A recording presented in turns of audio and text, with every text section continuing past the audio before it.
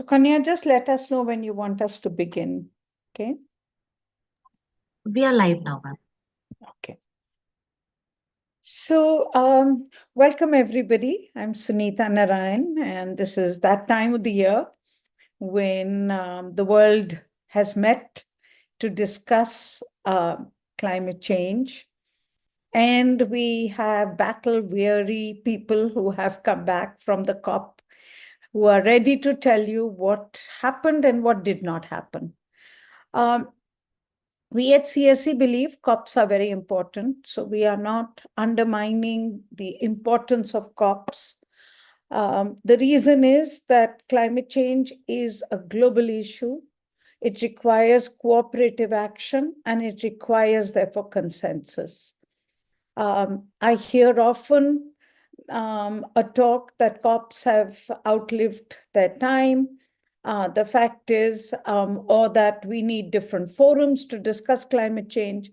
But it is also very clear that unless the world can come together and have a multilateral agreement on something as critical as climate change, we cannot find answers to it. And the United Nations and the Conference of Parties to the UN Conference on Climate Change is the forum where this will happen. So we at CSC are not giving up on COPs. We can't. You can't give up on COPs because you can't give up on the fight against climate change. And it is very clear that each year the COPs have now pushed themselves into a corner. And I think that's what we have to discuss as we move on, both in terms of the debriefing today, which we will hear from the CSE team who was at COP, but also to talk about as we go on in the year till the next COP, is how do we paint ourselves out of the corner that we have painted the world into. And this is partly because of the years of procrastination, number one, in which each year the world has done as little as it can to combat an existential threat called climate change. And the other biggest issue that we have seen post every COP has been the effort to undermine the principle of environmental justice and equity. And it happens in every COP where somewhat of that is taken away. But the reality of it, and as we say often, the reality of it is that you can't take it away. It's one of those truths that you cannot rewrite. There is something called the fact that climate change is about a global common. Climate change is therefore about the emissions of countries who have emitted in the past and who will emit in the future. Climate change is about the need to have a cooperative agreement, and cooperation can only be built when there is an element of justice and equity. Now, it is very clear that progressively, and most of us are COP veterans, and we have been to the COPs, and every time we've come back asking, one more effort to chip away at a basic principle of CBDR, something that history is trying to rewrite at every COP. We did it in Paris, we've done it again at this COP. But the reality of it is, and as you will hear from my colleagues, is that the threat of climate change is real. It is hitting every country in the world. Yes, the poor in the world are worst impacted, but the rich are also impacted. So we know that climate change is real. It is no longer about something that will happen in the future. It is happening now. We also know the fact that countries need the right to development. And we also know that they can develop differently, but they need the means of implementation, the words, the UN language, the financial have to be able to develop differently. So this really is where the climate conference meets every time. And our expectation every time is that we will need to move ahead. Now, regardless of what you hear from my colleagues today, let me make it very clear, we are not giving up on the idea of COPs. We are not there to do side events. We are not there to join the noise and the cacophony. We are there to try and make sense of the negotiations and hold governments accountable to what's happened and what must happen. Don't get it in this COP, we will continue to ask for it. And that's really where we are. So with those words, let me turn to my colleagues who were at Baku to give us an idea what actually happened there. And then I look forward to your questions. And then I hope we'll be able to get some direction on the next steps ahead. Avantika, let me ask you to present then what is our takeaway from Baku. Thank you so much for that wonderful introduction. And hi, good evening, everyone from the CSC team here back in New Delhi now. And we will today be talking about, of course, whether or not the finance COP delivered. So we'll be talking about finance. We'll also provide a detailed overview of the other big outcome from this COP, which is Article 6, which my colleague Trishant will talk about. So the finance COP was held in Azerbaijan. It is another major fossil fuel producer country. And there was a lot of discussion about this. Recently, a lot of the hosts of COP summits have come into focus, and there's some degree of legitimacy to that kind of scrutiny, no doubt. But the core issues also remain extremely important. This was a smaller gathering compared to last year's 90,000 strong gathering in Dubai for various reasons. There were many major leaders who did not attend this particular summit. Geopolitics is really tough right now. Multiple wars, unsavory election results, various domestic politics playing out, which were taking away the attention of many world leaders. And in the media as well, it was sort of prejudged that this is going to be a failure, and this is an in-between COP. But that's not what the people who are stakeholders in the process thought. For developing country negotiators, observers of the process, civil society, as well as indirectly communities on the ground, this was the most important COP since 2015, when the Paris Agreement was signed, because this was supposed to deliver finance to enable the climate transition in the developing world. So from our point of view, from CSC's point of view, as our messaging has been extremely consistent, this was a tremendously important gathering, and we treated it as such with the same amount of, seriousness and gravity. So CSC and Down to Earth, our colleagues together, we formed the delegation, and we were in Baku for the entirety of the climate summit. And we have done extensive, so of course we had reports and publications feeding into the negotiation tracks, as Sunita ma'am pointed to. And then during COP, we have detailed summaries of different negotiation tracks and day by day reportage, a daily diary, as well as in-depth coverage of different tracks. So you can visit these two relevant websites of CSC and Down to Earth to see all of our in-depth coverage on the main headline issues. But with that, I'm going to dive into the biggest issue of the year, the NCQG, or the New Collective Quantified Goal on Climate Finance. And to speak about this, I'll invite Seher Raheja, my colleague who has been tracking this issue since last year. Seher, over to you. Thank you. Can we go to the next slide? Right. So thanks a lot for the introduction. I think just to give a very quick context setting on what this New Collective Quantified Goal on Climate Finance, or the NCQG, is.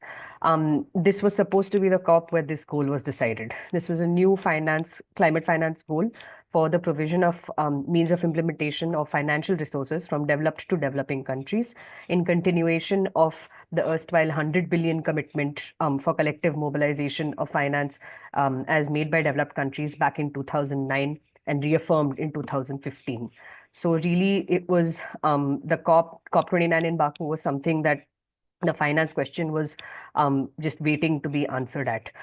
Specifically, in the last 2 years, between 2022 and 2024, 11 technical dialogues, technical expert dialogues, 2 high-level ministerial dialogues, and 3 sets of negotiations under an ad hoc work program on the NCQG specifically were conducted to deliberate on the different elements of the new goal, what it should look like, and really what the goal is going to be all about. So there's a lot of extensive work that fed into this moment at COP as negotiators entered Baku. There were different by varying estimates, different developing countries have needs, and by various different estimates, the needs of developing countries for climate finance are much more than 100 billion, which was the previous commitment, and they've only grown over time as the impacts of climate have also been growing. And so this COP was a really significant one, as was already emphasized by my colleague. Next slide, please. So specifically in Baku, it was a real roller coaster of events. The negotiations were highly, highly contentious, just even going in. It opened with the G77 and China, or a group of a negotiating bloc, or a group of 134 developing countries, which is the largest group that negotiates together on issues that they are aligned on. At the summit, on the first day itself of COP29, they rejected the framework text, which was presented for discussion and deliberation on NCQG, and demanded very clearly 1.3 trillion in climate finance under a unified ask from all these developing countries. But the first week, starting from the 12th, plateaued after this point. And by the end of it, discussions on aspects of the goal, such as accessibility to finance, transparency on how the provision and receiving of money will be reported and accounted for, and disenablers of accessing climate finance that are faced by developing countries. The discussions kind of just focused on these 3 issues by the end of week 1. The quantum or the amount, such as the 1.3 trillion, which was the ask, didn't actually feature in any of the versions of the draft negotiating text in the first week at all, much to the disappointment of developing countries. But after that, on November 15th, the small island developing states and the least developing country groups, 2 different negotiating blocs, which are known to be among the most vulnerable, both to climate impacts as well as to exogenous shocks to their economies, made specific demands for allocation of climate finance within the new goal for their respective groups. So the SIDS, or the small island countries, asked for 39 billion, and the least developed countries asked for 220 billion. Within, and to have this worked into the structure of the new goal that was being deliberated. Then as the second week commenced, there was a figure of about 200 to 300 billion, which was socialized by developed countries. And when we say socialized, we mean that this kind of garnered through whispers in the corridor at the conference itself, but also by certain news outlets, as mentioned, like Politico, highly influential Western media. A figure of around 200 to 300 billion started to make the rounds, which is that the developed countries were going to propose a figure in this range, and it was starting to be talked about. And there was a certain attempt at legitimizing this kind of an amount that also began. And we say attempt at legitimizing because it's far away from the demand that developing countries had been making for the last 2 years, and B, before any quantum was actually engaged with in the negotiations on the floor by developed countries, this kind of pushing for, this is going to be the amount that comes out, this is the practical figure that can be discussed, this may be what is actually feasible, kind of started to build up. And so by November 20th, at what we thought was a pivotal moment, there was a press conference that was organized by the G77 group, the African group of negotiators, and the like-minded developing countries group. So one of the journalists asked the negotiators giving this press conference that, there is this sense of a figure of around 200 billion that is going to be offered by developed countries that is going around. What do you think of this? And Diego Pacheco, the lead negotiator from Bolivia, speaking on behalf of the like-minded developing countries, actually responded with, "Is it a joke?" This was verbatim the language that he used, and I think it points to the seriousness of just how divergent the developed and developing countries groups were, even when well into the second week, when it came to the most important and difficult question of the quantum of the new goal. And this was also reiterated by the negotiator speaking on behalf of the G77, who said that even the adaptation financing gap is around 400 billion, which is double the figure that is being proposed by developed countries at this point. So then the next day, on November 21st, finally, a new text emerged, which finally put together two options, of which one had options for the goal, of which one had certain elements that were closer to what the developing countries had been demanding, and one had an option that was closer to the stance of developed countries, such as the US and EU and the umbrella group. But there was still no figure of the quantum in the actual iteration of the negotiating text. And then at a press conference on the same day, that was given by countries Colombia, Barbados, African group of negotiators, and the least developed countries. And a roadmap to achieving the 1.3 trillion was also discussed. They talked about things like ramping up money from fossil fuel subsidies and allocating that into things like climate action, which are estimated to be about 1.1 trillion in 2021 and 22 alone. And this was also another attempt at saying that there are ways to make this quantum actually happen. I'm actually still on this slide only, so they will move in just a minute. By now, though, after the 21st, the G77 and China had also put out another statement saying we want at least 600 billion in as part of the public finance provision component of this goal from the total 1.3 trillion figure that had been asked for before. And on November 22nd, the next iteration of the text, though, came up with a figure on the quantum for the first time, but it was only 250 billion. So despite the demands being very clear from the countries that are due to receive this money and no engagement on the floor by developed countries until then, for the first time a figure when it actually made it into the text, it was abysmally low and at 250 billion. So then the G77 and China did revise their demand and unified for a $500 billion ask per year until 2030. And the least developed countries and the small island countries on 23rd actually walked out of the consultations that were discussing the text, which gave this 250 billion figure, stating that it's too low. First of all, it's too low an amount for a quantum of this significance. The scale is just too little. And also saying that their preference for allocation priority was not actually included. So they actually walked out of the negotiating rooms. And once again, observers didn't really know what was going on or what was going to happen, other than that developing countries were deeply, deeply disappointed. And then finally, an updated version of the text came out, and the updated quantum figure was just 50 billion more. It was 300 billion. And this is the one that has been adopted by the end of COP29 as it stands today.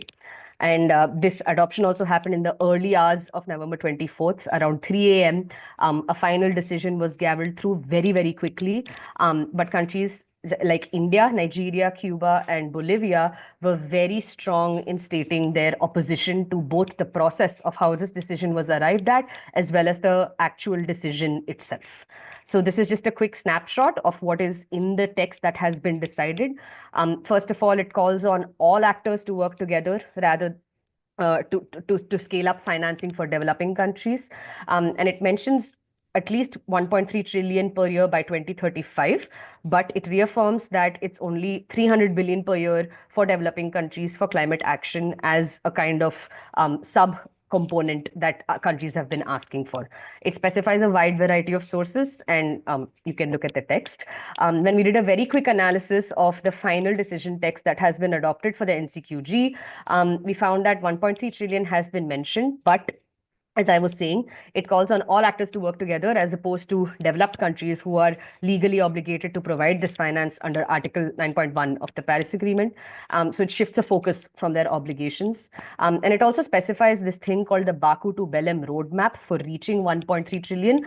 But it's just a name that has been provided in the text. If you actually look at it, there's no substantial steps that have been mentioned. And most concerning is that it mentions a timeline of 2035, which is much too late. It risks countries being locked in with very little amount of finance for the next decade, and that it may only be met in 2035, as the 100 billion precedent shows. And there's also no separation of the provision component and the mobilization component. There's no clear demarcation within the goal. The obligation of developed countries to be the providers has been diluted in the new latest language of the text. And the quantum of at least 300 billion, as I already emphasized, was just far, far too low. The other big debate, and I'll just stop after this point, leading into Baku as well, was on the contributors or the contributor base of the NCQG. And the language of the text that has actually been adopted also puts an emphasis on voluntary contributions from developing countries rather than the obligation of developed countries providing the finance to developing countries, which is seen as a dilution because that is not what the demand was. That is not what, when the Paris Agreement reiterated the commitment for deciding in Baku, actually spoke about. So I think I'll just stop there for now and hand back over to my colleague Avantika. Great. Thank you so much, Seher. So what is really evident from this decision is that what was delivered is actually far, far from what developing countries and civil society have demanded. And that's what we are trying to kind of highlight even in this quick analysis that you see on the screen here. Essentially, this decision that was produced in Baku was a failure. It was a non-delivery. It was a dilution of obligations completely and unequivocally. So the G77 in China, which is 134 developing countries, asked for 1.3 trillion from developed countries. This was mentioned in terms of scaled up financing to 1.3 trillion from all sources. So all actors have to play a role.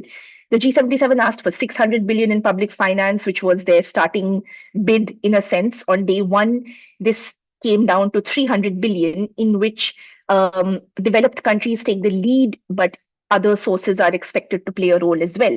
And there isn't a separation, as Sehed mentioned, between provision of money from country governments versus mobilization of money from the private sector.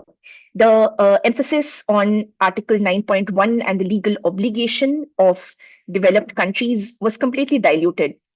The emphasis now that has been really shown up in this text is on Article 9.3, which is the mobilization element.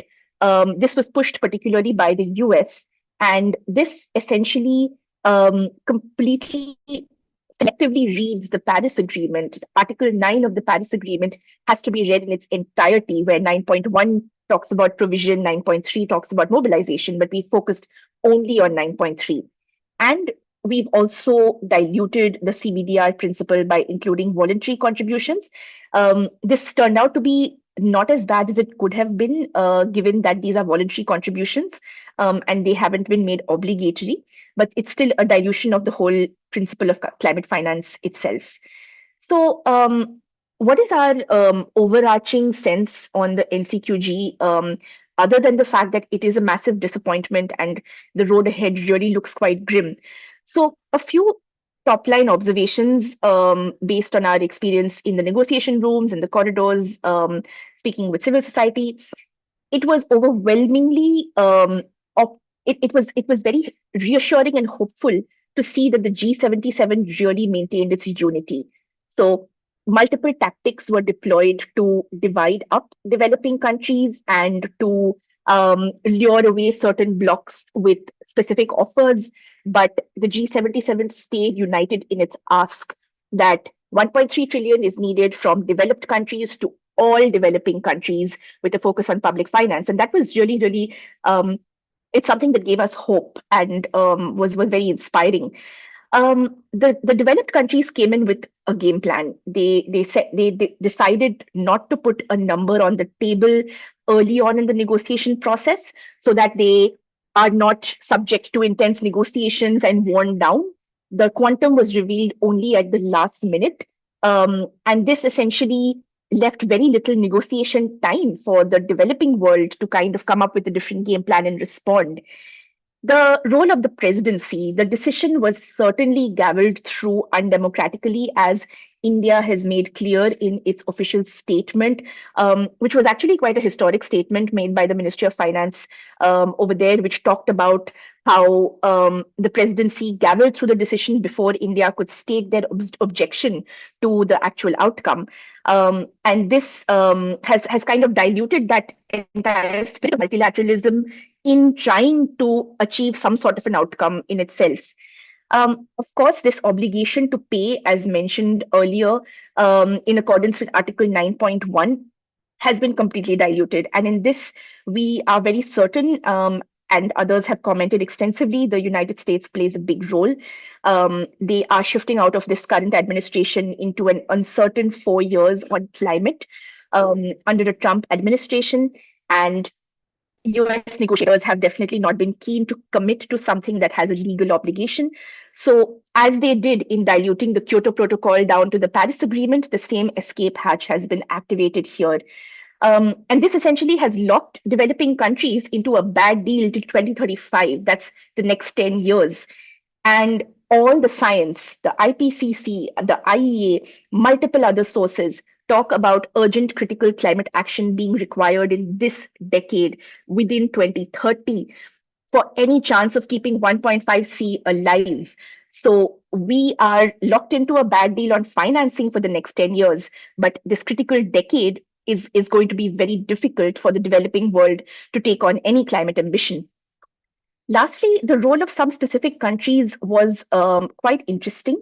The US I've already mentioned, so absolutely not budging on their desire to dilute their obligation and focus only on mobilization of finance from private sector and so on. The role of Brazil also is certainly interesting. From some perspectives, the Brazilian G20 presidency and the delegation acted as sort of a bridge between the North and South, trying to facilitate easing of the deadlock. But they also were the delegation who were kind of agreeing to the 300 billion, and the G77 eventually followed. So it's really interesting to see how they will take on this burden, given that now they have proposed this Baku to Belém roadmap to scale up the 1.3 trillion, but the process has no accountability. It has no clear structure or clear format. So what happens next? Allegedly, this Baku to Belém roadmap will look into how to scale up 1.3 trillion from different sources, be it redirecting fossil fuel subsidies or aviation taxes or a wealth tax. All of this is quite theoretical at this point. And our view is that this is quite problematic. All of the work towards the NCQG was done over the past 2.5, 3 years. We did not need another extension of the deliberation period. So this is essentially kind of kicking the can down the road further. There are questions coming up on whether the NCQG decision can be revisited, given that countries like India have raised objection, although not through a formal procedure. This is still uncertain right now, and there isn't clarity on whether revisiting the decision is going to be possible right now, given that the gavel already came down. Also, the role of private finance that is now so explicit in the entire document, given that mobilization is such a big aspect of this decision, it really has to come under scrutiny. If you look to the right, the COP29 president himself wrote an op-ed in The Guardian the day after COP ended, talking about how the industrialized world's contribution is too low and private sector contribution is too theoretical. So all the data points point to underwhelming performance of the private sector when it comes to investing in climate action in the developing world. There's absolutely no reason to believe that magically this situation and reality is going to flip and the private sector will suddenly pour in billions per year. There have been mention of carbon markets. An earlier draft of the text did talk about voluntary carbon markets playing a role in the NCQG. This was then removed. And our own study has found that carbon markets do have a lot of integrity issues, as well as inadequate finance flowing to communities on the ground. So this is also a lot more inquiries needed into whether this can be a legitimate source of finance. The biggest question now that we as the developing world have been backed into this corner, accepting this bad deal, is how do we finance our climate plans? Next year, NDC updates are due, and the argument has been very clear that mitigation ambition, any kind of climate ambition, is not possible without financial support ambition. Now that we haven't got that finance, the big open question is how the climate plans of developing countries will really be realized and enabled. And I think a lot of serious inquiry is required by country governments with the aid of civil society to sketch out the road forward. There are conversations about focusing on domestic resource mobilization. Even the Stern report of the independent high-level expert group talks about the need for developing countries to raise domestic money. But a study has been done by UNCTAD just before COP29, which shows that even if developing countries make multiple financial and regulatory changes, redirect various subsidies, squeeze out as much money as possible domestically, at most they can mobilize about 200 billion per year from domestic resources, which is a fraction of the overall need for climate finance. So the sense of injustice is overwhelming and really points to what a big failure this particular COP decision has been. So I will stop here and move on and hand over to my colleague Trishant Dev, who will talk us through the next big outcome in Baku on Article 6. So Trishant, over to you. Also, Avantika, I would suggest that Seher and you, there are some direct questions on the question of quantum of finance, how for the duration and the detailing. If you could try and answer them while Trishant is speaking, Yes. and then we can have a round of questions. Please, Trishant. Sure. Thank you, ma'am. Can you move to the next slide? Hello, everyone. So after years of negotiations on the rule for carbon market mechanisms, parties have finally adopted a set of guidelines.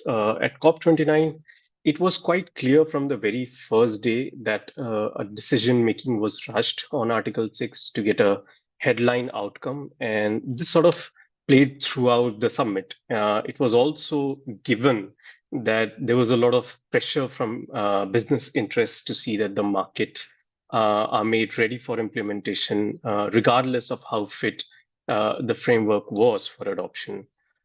To start with, on Article 6.2, this is the mechanism where countries would enter into agreements, sign agreements among themselves to trade credits. The utility of the decision at COP lies in its clarification of certain rules governing this market and how countries are supposed to engage. And broadly, the elements were the authorization process. This is the process through which countries would formally approve the sale of emission reductions outside the country, transferred to another country for their own NDC use. Then how countries are supposed to report on these kinds of trade to the UNFCCC. What would be done if inconsistencies are found in this kind of reporting, and how would registries be interacting with each other?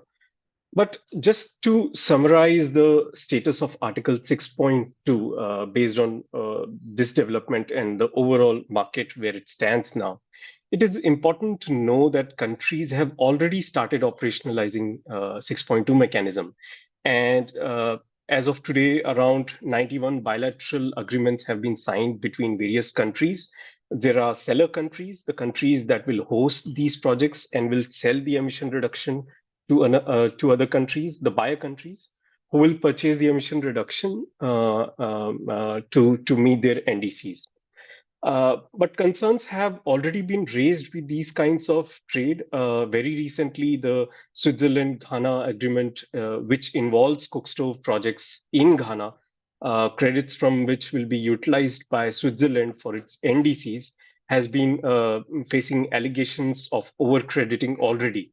So there is already a problem that is being highlighted in Article 6.2 deals, and this decision comes at a time when this kind of problems are being reported increasingly.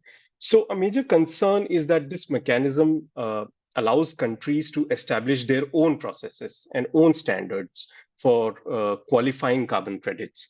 And under such circumstances, it becomes very important to have a robust review mechanism to ensure that the quality of trade, the quality of claimed credit is uncompromised. But unfortunately, the review process that has been agreed upon at COP is quite weak. While a group of experts will review the information that the parties submit on this kind of trade, their only major recourse at this point is to publicly name non-compliant countries. And they lack the authority to penalize the countries or to stop the trade that is happening between the countries. So this leaves significant room for low quality credits being traded between countries. Moreover, unlike the 6.4 mechanism, Article 6.2 lacks a grievance redressal process. For instance, if someone disputes the legitimacy of a trade between two parties, such as if we are seeing there is a problem between the claimed carbon credits between Ghana and Switzerland, then there is no formal remedy to address this kind of issue. And this is a big loophole in my understanding. Another aspect is the burden on the host countries. Host countries, which will mostly be developing countries, have a lot of duty in this whole setup. These countries will bear the responsibility of deciding what is to be authorized, what credits are they going to sell to another countries, because they will essentially have to discount those sold emission reduction units from their own NDCs. So this authorization process for them becomes very important. And because of all the compliance measures, the reporting measures, they will have to bear a lot of compliance cost. And at the same time, they will have to ensure that all reportings are accurate. Without sufficient capacity for these countries, there is a risk of overburdening them with compliance. And especially when they lack the infrastructure and the institutional capacities to get involved in the same way that a developed country would do. Moreover, many developed countries have prior experience of engaging in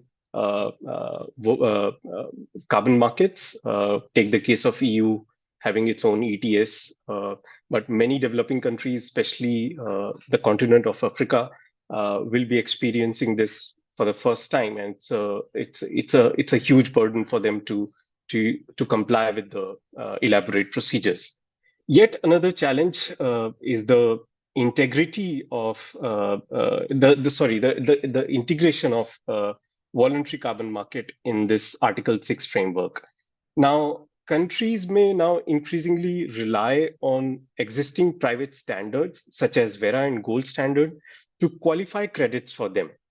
Now, what this means is that more private players will be involved, which basically the accountability risks becoming even more diluted with this. And already the voluntary carbon market has been questioned. The standards have been questioned for their integrity. And this coming into sovereign trading of credit makes the system all the more weak. So all these aspects are weakly designed for Article 6.2 market. Next slide. Coming to Article 6.4, COP29 began with a contentious move on Article 6.4 when Prashant, two keys. Just Yes, ma'am. sorry to interrupt you, my dear. Just a lot of questions. So if you could wrap it up a little quickly, then I can open it up for the questions as well. Sure, Sorry, sure. please go ahead. Yes. Yeah. So COP29 began with a very contentious move on Article 6.4 when two key standards developed by the supervisory body, the standard on methodologies, the standard on removals, were adopted without party discussions. These standards have been controversial as they were significant in previous negotiations as well. But now with their adoption, the market seems to be headed for a start in the next 2 years. Two major developments are expected immediately because of this adoption. First, we will see that there is a formal recognition of carbon removal activities now for trading, and such activities are expected to become big in the carbon market. But we also know that in the absence of safeguards, such as clarity on the risk of reversal, lack of scientific understanding of various technological solutions, there is a risk that is introduced with this standard being adopted. Second is that with the adoption of the standards on methodologies, new methods for implementing Article 6 are expected to emerge starting mid next year. But looking ahead, several important rules still require development by the supervisory body for this. which will continue its work going into 2025. And this work is important. If these rules are poorly designed, weakly implemented, Article 6.4 risks becoming little more than a slightly upgraded version of CDM. And also time will show, even with the rules in place, a case-to-case understanding of each project will be necessary to ascertain integrity and quality. So this would be a continuous process. But overall, with this development, what we are going to see is that countries would now start relying on carbon markets to fulfill NDCs. And the next set of NDCs could be expected to be geared around such a system. Can you go to the next slide, please? And market stakeholders are already claiming that the cost of implementing NDCs is expected to decrease by $250 billion through the use of Article 6. But given the current state of the market, it's valued at $2 billion at the moment. These estimates seem overly optimistic. A big set of concern is that when a lot of CDM credits are now being allowed to transition to Article 6.4 without substantial checks, this will increase the risk of poor quality credits being bought in the market. Worse, all such credits could potentially be eligible for meeting NDC for countries. And this is a big concern. I'll finish here. Thank you. Back to Avantika.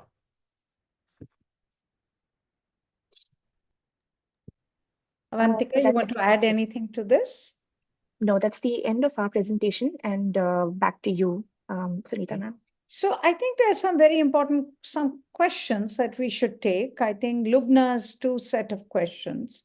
So, so can you explain this? What does developed country leading mean in terms of monetary terms? And then a number of people have asked about the 300 billion target. And the question is there any requirement for this to be public funds? Is it required to come out of budgets? And how will this work? So a little more clarity on this, Sahaj and Avantika, if you could give us.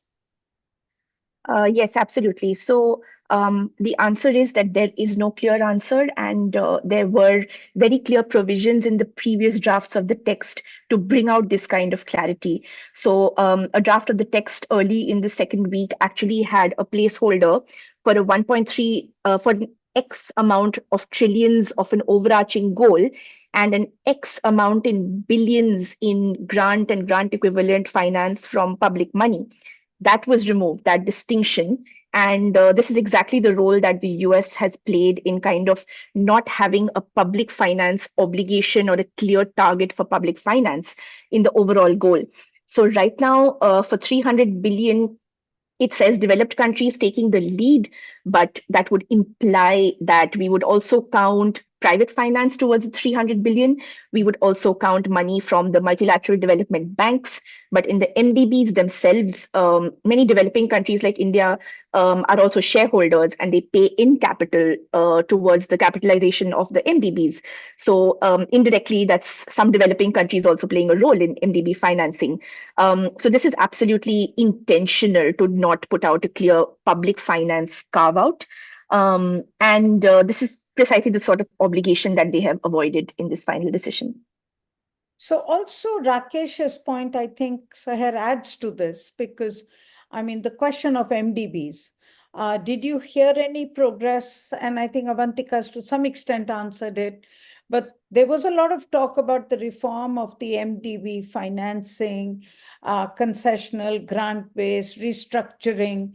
What are you hearing of now, and what happened in the text in terms of the role of MDBs? Are they required to now fill in the gap? Are they supposed to give additional financing? Will this financing come with more conditions? Will it come as concessional and grant-based? Is there some discussion on that? Any clarity, both in the text as well as what you heard in the corridors? Sahar and Avantika, would you like to take this? Sahar? Yeah, I can start. The text does have some language on recognition of the need to reform multilateral development banks. So that's one thing. They do talk about the need and to also acknowledge the barriers that are faced by developing countries in accessing finance from such sources to begin with. But it also includes language on recognizing the voluntary contributions and intention of developing countries to also have capital outflows into MDBs, like Avantika just mentioned, which we think and see as a dilution of what this goal was meant to be, which is a goal for climate finance from developed to developing countries. So, I mean, there is more language adding to the role of MDBs for as part of the NCQG in this, but that doesn't actually speak to many of the developing country demands. And there is some recognition of the need for them to be reformed and made better for purpose, but it's frankly quite generic language, and it's fine. Like, everyone knows that that's the mandate to make it, a bank for the planet as well now, and that's about it. So I'll just pause there. Okay. Trishant, the question about carbon markets, would you like to take that? Yes, ma'am. I think the US, it is very clear that the US stands firmly behind the utility of carbon credits in mobilizing private finance. They see a lot of value in that. As far as Saudi Arabia is concerned, Saudi Arabia too is very optimistic about the carbon markets serving to help countries in meeting their NDCs. Not sure how China sees this. These carbon credit being specifically used in climate finance is not something that was discussed in Article 6 negotiations specifically. I'm not sure if my colleagues would be able to add something from the climate finance discussions on this. But yeah, the US definitely stands firm on this. Okay, so then there's this question that Avantika, you have answered, but I think it's a very important question that we should discuss is, so has this outcome eroded trust in the multilateral process? And then, of course, the follow-up question to this would be that what happens next and what do CSOs do next? And I think if we can discuss this a little more and provide in your view, so for Trishant, I think second COP, Seher second COP, you third COP. When you look at this and you look at what has happened at the COP, do you feel that the multilateral process is something that we continue to invest in? Or is it something that we should think about alternative forums, as many people are now talking about, that these forums have outlived their lives? In your view, in your discussions and your understanding, what do you think about that? Yeah, I can go first, and then anybody else is welcome to chime in. But honestly, there's no other forum like the UNFCCC that exists any longer. Not the UN Security Council, not the IMF and World Bank, where a lot of the voice and governance is determined by developed countries. Not particularly the WTO, which is completely hamstrung at the moment by the US not nominating somebody for the dispute settlement body. So the UNFCCC is one of the last remaining spaces where there's one voice per country and a consensus-based decision-making. And while that's always been difficult, I think the slow progress that has come out of the UNFCCC over the years is nevertheless, we still have had two climate agreements on the table, which have provided signals to the entire world that yes, we have to electrify mobility. Yes, we have to transition away from fossil fuels. Yes, we need non-debt creating finance on the table. And these are agreements that have been signed by 200 countries around the world. So I think there's absolutely no doubt that this space must be protected and preserved, regardless of the headwinds otherwise. Other spaces are taking on a lot of the conversations, no doubt. The G20 recently has been taking on some conversations around debt, around reform of international financial architecture, and has been kind of playing more of a shaping role around some of these issues that are not within the governance of the UNFCCC. And it's fine. I think those forums feature a lot of major economies who are kind of a part of the big problems as well. So it's great. But the UNFCCC still has a protection under the convention for adhering to climate justice and equity and giving every country a voice. And I think that is absolutely invaluable. The problem with the UNFCCC is the non-adherence to or non-commitment to pledges by developed countries, which is why there is a bitterness and the so-called erosion of trust. Because time and again, whether we see on climate action, whether we see on finance, there has been a dilution and an abdication of responsibility from historical polluters, which is then kind of twisted around into this, examination of, oh, is this the right space even? Well, it is the right space. It's just that promises are continuously broken by those who were supposed to honor those commitments. So yeah, those are my initial reflections, but happy to hear anybody else. Prashant, Seher, you want to add anything to this? I just want to add super quickly because we were actually in Baku. Two of the negotiators, one from Panama and another one who was talking on behalf of the least developed country groups, in various different statements after this NCQG outcome was gavelled, have actually said that this is another instance at these climate conferences where we've had to take a deal that's really, really bad because we cannot risk the complete breakdown of this multilateral process, pretty much the only one where we get to have a chance and a seat at the table in this way. So even those that are most impacted by this decision in the worst possible way have said that they had to be a part of this decision in precisely this way after being held hostage, in a sense, by how it was all played out. So I think it's quite easy sometimes from the outside to only critique. But for those negotiators that come there once a year with some kind of hope, at least I am naive enough to think that there is hope that they come with. This was a really heartbreaking COP, but they wanted it to be maintained to some degree at least. So that's something to think about. Yeah, I think that's a very well said and very, very poignant point that you make.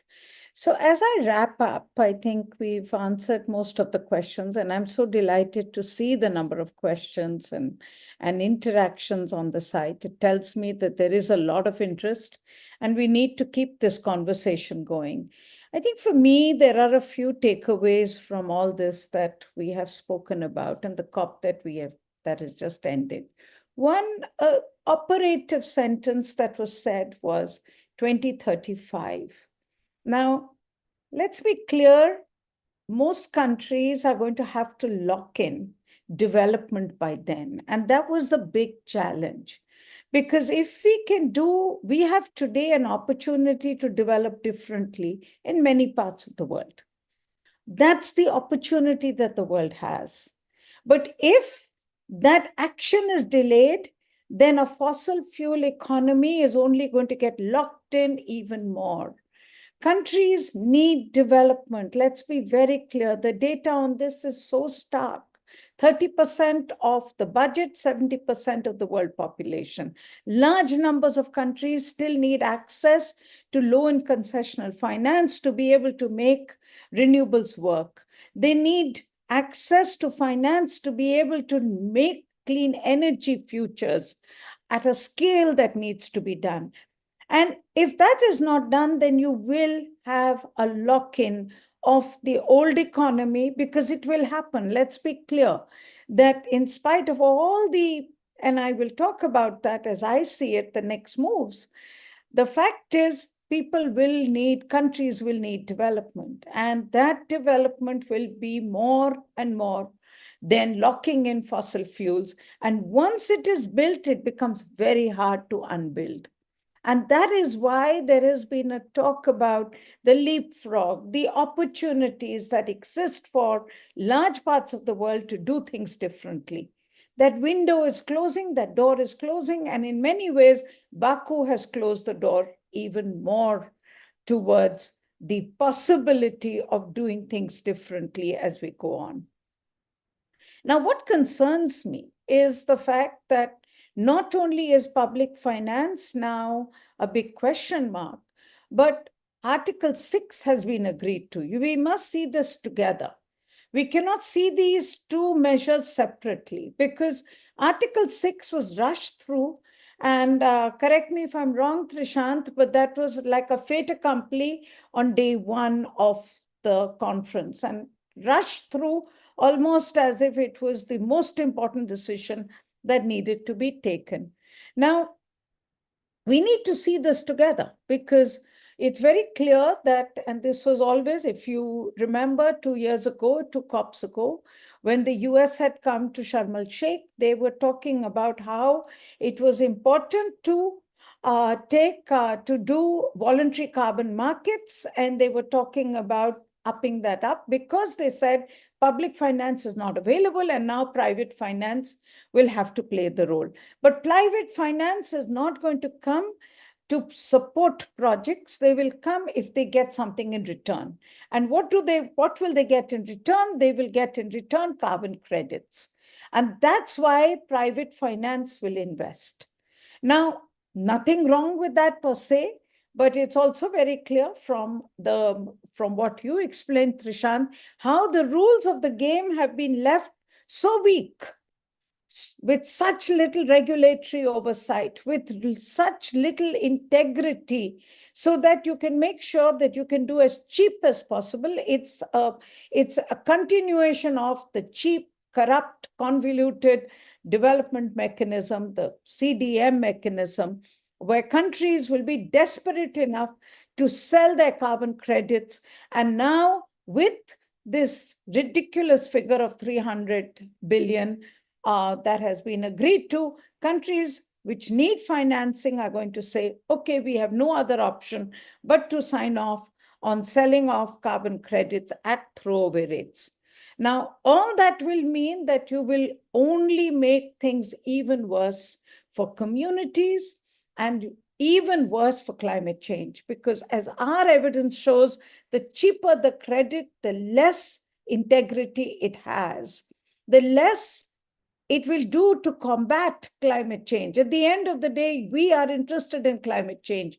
We want strategies to reduce emissions. We don't want creative carbon accounting to happen. We do not want auditors and verifiers and developers to get rich in the name of carbon accounting. We want real carbon credits to happen. So I see these two things happening together.